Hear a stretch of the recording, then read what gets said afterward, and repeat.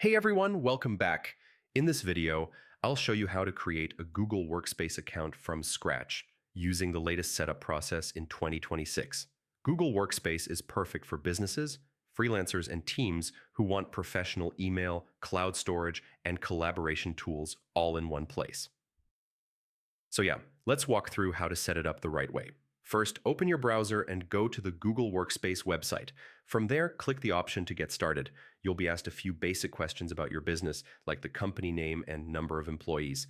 This helps Google customize the setup for your needs. Next, enter your contact information. This includes your name, country, and an email address you already use.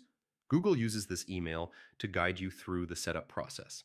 Now comes an important part: choosing your business domain. If you already own a domain, you can connect it to Google Workspace. If you don't, Google gives you the option to buy a new domain during setup. Yeah, having a custom domain makes your email look professional and trustworthy. After that, create your first business email address. This will be your main admin account, like info@yourcompany.com. Choose a strong password here because this account controls everything later. Once the account is created, Google will ask you to verify your domain. This step proves that you own the domain you're using. Usually, this is done by adding a small record to your domain's DNS settings. It sounds technical, but Google provides clear instructions, so yeah, it's manageable. After verification, your Google Workspace services become active. You'll get access to Gmail, Google Drive, Docs, Sheets, Meet, and more, all under your business domain. Inside the admin dashboard, you can add more users for your team. Each user gets their own professional email and storage space. You can also control security settings, passwords, and access levels from one place.